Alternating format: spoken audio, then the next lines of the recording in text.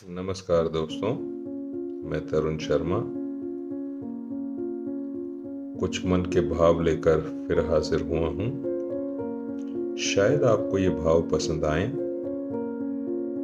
क्योंकि हम इस बात को लेकर परेशान भी रहते हैं, कई दफ़ा खुश भी होते हैं, और हम ये जानते नहीं कि हमें जो सुख या हमें तकलीफ, जो परेशानियां आ रही हैं, क्या हम वाकई इसके अधिकारी हैं? क्या मैं सुख का अधिकारी हूं? क्या मुझे सुख मिलना चाहिए?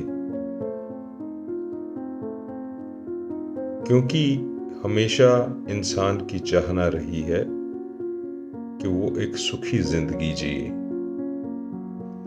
और दुनिया में बहुत लोग ऐसे हैं जो परेशान रहते हैं, जो जिंदगी से खुश नहीं हैं, क्योंकि वो कहते हैं कि हमारे काम सफल नहीं होते, हम जो भी करते हैं उसमें नुकसान हो जाता है, परिवार की तरफ से परेशानी है, सेहत की परेशानी है, बच्चों की परेशानी है, परेशानियों का कोई अंत नहीं, और ये परेशानियां हमें दुखी करती रहती हैं। तो अपने आप से एक सवाल करें,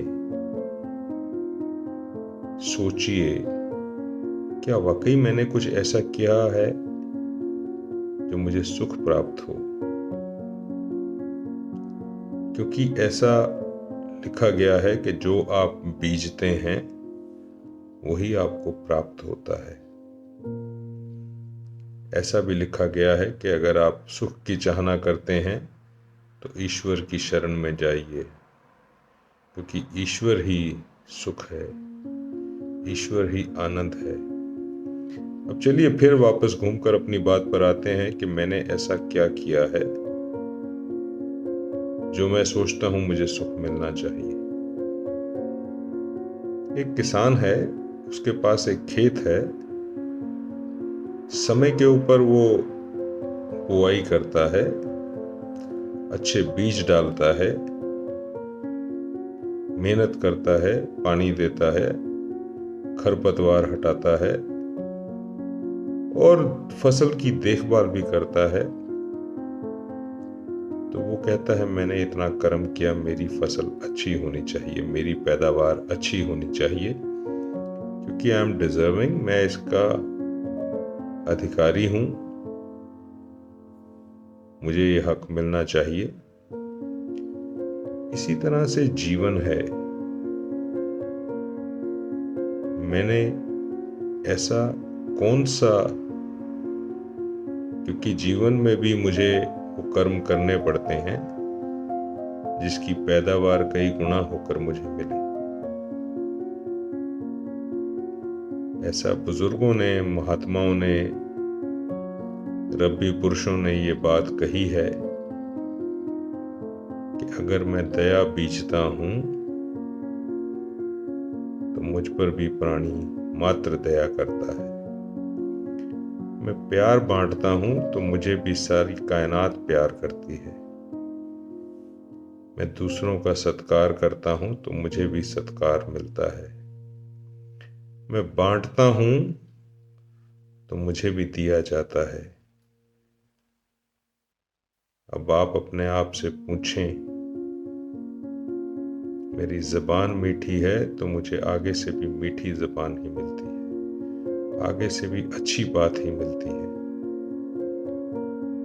पर अगर मैंने कड़वे बोल बीजे हैं और बाद में मैं मीठा भी बन जाऊं तो मुझे फल तो कड़वा ही मिलेगा। मैं अगर अपनी सेहत का ध्यान करता हूं तो मेरी सेहत ठीक होगी, पर अगर मैंने शुरू से कुछ ऐसे काम किए हैं जो सेहत के लिए नुकसानदायक रहे हैं तो मेरी सेहत अच्छी नहीं होगी। तो हर कर्म के लिए जिम्मेदार मैं हूं। अगर मैं अपने कर्म को ओन करता हूं, उसका मालिकाना हक मेरे पास है। अगर मैं अपने आप को जानता हूं, अगर मुझे ये पता है कि मैं कौन हूं, इसीलिए बुजुर्गों ने ये बात कही कि अपने आप के साथ बैठो, कुछ समय अपने आप को दो, मौन हो जाओ, अपने आप में स्थित हो जाओ, तो आप जान जाओगे कि मैं ये शरीर नहीं हूं, मैं तो इस शरीर के अंदर यात्रा करने वाला हूं। और जो यात्री होता है उसके ऊपर गाड़ी का असर नहीं होता, उसको उस गाड़ी की टूट फूट से फर्क नहीं पड़ता, तो यात्री है। मैं ईश्वर हूं क्योंकि मैं खत्म नहीं होता, ईश्वर खत्म नहीं होता। पर अगर मैं इस शरीर का मालिक बन जाता हूं तो मुझे इन कर्मों का फल उठाना पड़ता है। मुझे ये जानना चाहिए कि अगर मैं इसका मालिकाना हक ले रहा हूं तो मुझे कर्म कौन से करने चाहिए जिससे मुझे अच्छा फल प्राप्त हो। अगर मैं प्यार बांटता हूं, खेत के अंदर पैदावार प्यार की लगाता हूं, तो वो प्यार कई गुना होकर सामने आएगा। मैं लोगों की मददगार बन के खड़ा होता हूं तो ये ईश्वर मेरा मददगार बन के खड़ा हो जाता है। मैं सत्कार करता हूं, मेरी जबान मीठी है, तो ऐसा ही मुझे रेसिप्रोकेट होता है। पर अगर मैं कड़वा बोलने वाला हूं तो मुझे हर जगह से कड़वाहट ही मिलेगी। मैं अगर देने की जगह छीनने वाला हूं तो मुझसे भी छीना जाएगा। ये जान लें, whatever you sow, so shall you reap। जीवन की ये सच्चाई है। कई दफा हम ऐसा सोचते हैं कि बात तो यही हर जगह रिपीट हो रही है,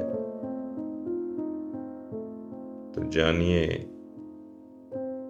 कि जो मैथ्स पढ़ाने वाले हैं उनके पास वो इक्वेशंस अलजेब्रा की सेम ही होती हैं, रिजल्ट्स भी सेम ही होते हैं। सिर्फ पढ़ाने वाले टीचरों का अंदाज बदल जाता है, वो उसको सिंप्लीफाई करके बताने की कोशिश करते हैं, पर बात सेम ही होती है। इसी तरह से ये नॉलेज सेम ही होगा। हर इंसान इसी बात को बताने की चेष्टा करेगा। हर रब्बी पुरुष ये बात कहने की कोशिश करेगा कि आप जीवन में सुखी कैसे हों, आप आनंदित कैसे हों। अब ये आपके ऊपर है, क्योंकि टीचर तो सिर्फ बता सकता है।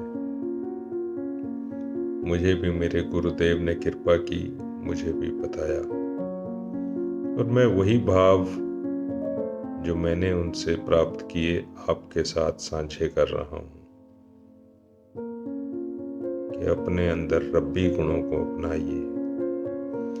जैसे जैसे रब्बी गुण आप अपनाते जाएंगे, आप इनके ऊपर कर्म करते जाएंगे, मेहनत करते जाएंगे, तो आपके जीवन में सुख प्राप्त होगा।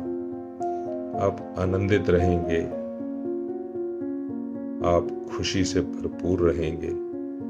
जितना जितना आप बांटेंगे उतना उतना आपको प्राप्त होगा। आशा करता हूं कि आप इन भावों के साथ सहमत होंगे। शुक्रगुजार हूं कि मुझ पर कृपा हुई और ये भाव मैंने प्राप्त किए जो मैं साझे कर पा रहा हूं। इन शुभ भावनाओं के साथ, इस प्रार्थना के साथ कि आप जीवन में वो कर्म करें जो मैंने जिक्र किए हैं, जो आपको सुख प्रदान करें, आपका जीवन सुखी हो, आप आनंदित हो, और इस यात्रा को आनंद में रहकर ही तय करें।